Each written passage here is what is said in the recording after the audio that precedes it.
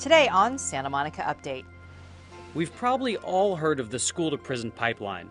Well, coming up next, I'll introduce you to Cradle to Career, a group that's looking to put a big old plug in that pipeline. Hey, don't let the sound of the pounding fool you. It's fun as usual on the Santa Monica Pier. These brand new solar-powered trash and recycling bins are Main Street's latest craze. Stay tuned for the tale of the city's cool new cans. We have these important stories and more news about Santa Monica coming right up. I'm Kina Chen. Santa Monica Update, your source for local news in Santa Monica. Santa Monica Update starts now. Hello. The city of Santa Monica has been designated as a tsunami-ready and storm-ready city by the National Weather Service. This map shows areas that would be inundated by a tsunami. Since our bluffs are higher than any projected tsunami, the inundation zone would be mostly on the ocean side of the Pacific Coast Highway and Nielsen Way. This is what a sign in an evacuation area looks like.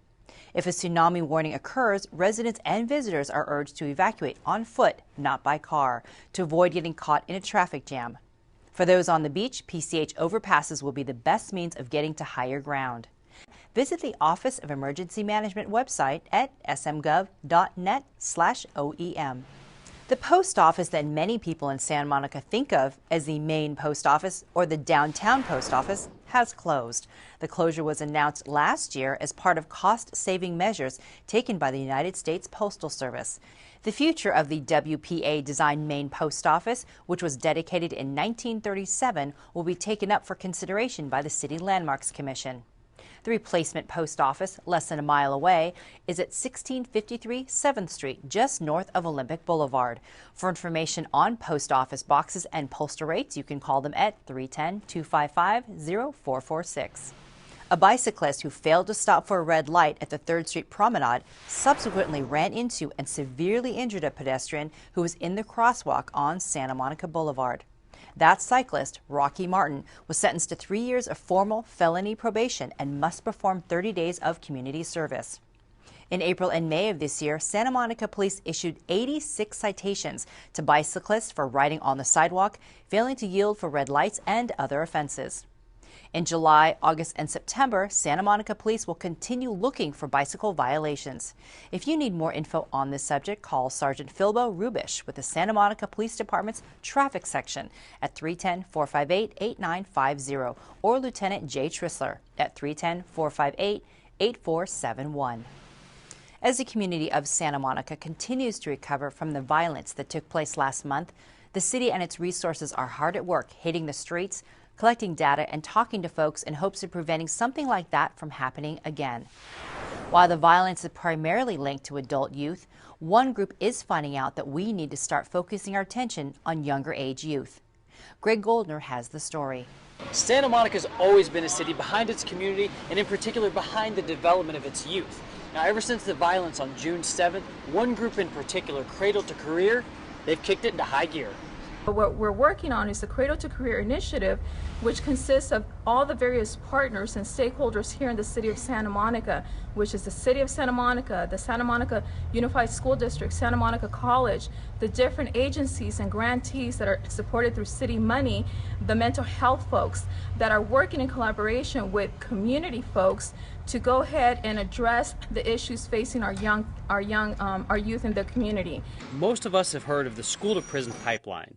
Well, Cradle to Career is an initiative to combat that notion, and it's another example of how Santa Monica continues to lead the way. Cradle to Career is a ambitious and innovative initiative to build, in many respects, the country's first integrated youth development system that supports young people from cradle to career here in Santa Monica. We know we have a very strong and resilient community, and we want to build off those strengths. So moving forward is about finding the smart, effective ways to tap our resiliency as a community and move forward so that we become even stronger. They've been gathering valuable data for the last year and a half while listening to the community's needs, and now with the recent funding from the city, Cradle to Career is off and running. Psychological support or psychotherapy on its own is one aspect of multiple systems working together. You also need to have help getting jobs, you need to provide educational support, you need to provide support to parents and families to increase their own capacity to help their kids. And there's multiple ways that you can serve youth better if you work together. The problem that we're trying to solve is the fact that most of our public systems and private sector youth development work is really siloed. You know, when you think about how we support young people, we do education over here, we do mental health over here, we do after-school programs over here, but we all know that it's all of those things together that really help a young person thrive in their life. Cradle to Career's main goal is to break down those separators, or as Jonathan said, the silos that segregate the critical aspects of a child's life and ultimately create a shared responsibility. You know, those silos often think of it as, you know, your kid in after school, your kid in education. We're trying to create a culture that thinks about our kids together. It's really reassuring to think that if we build this net that can catch kids and that youth are not going to be falling through the cracks, that we create a better space for all of our youth and ultimately increase the well-being of our whole community at the same time. Cradle to Career is a true example of a collective effort, and its impact on our community is priceless as people become better able to answer the questions: how are our children doing, and what can we do to help them? For more information about the Cradle to Career initiative, check out santamonicaYouth.net. It's hot fun in the summertime, and people here at home and from all over the world are visiting the Santa Monica Pier. The pier continues to be under renovation, but for pier visitors, it's the business of fun and relaxation as usual. Gail Choice reports. The Santa Monica Pier, a great place to stroll, take pictures, and to just enjoy the day with family and friends. But what's this? What's this crane doing here? Well, we're finally bringing the pier up to par with where it should be. Back in the late 1980s, the west end of the pier was being reconstructed after storms tore it down in 1983, and that part of the pier was fortified so that it would hopefully never fall down again. Very, very well built. However, there's a section between the part of the pier that's on the land and that part of the pier that was rebuilt that wasn't addressed at the time, and what we're doing now is tearing that completely out and rebuilding it to be just as strong as the new west end. For many of us in Santa Monica, the construction site comes as no surprise. But what do we tell our friends? How long will this take? This project will take 1 year, so you'll see this happening on the pier for the entire year up until next spring. City officials made sure our world-famous pier remains a major tourist destination during the construction period. Well, careful steps have been taken to minimize the impact on the businesses on the pier, and everything is open. And we've made absolute certain that we could have access to the west end. Even though we're tearing out 360 feet of the pier, the city has gone ahead and built a temporary pier alongside that part of the pier that's being torn out so that you can easily flow to and from the west end and visit every business on the pier just as you would if we weren't having construction. Okay, but let's be honest.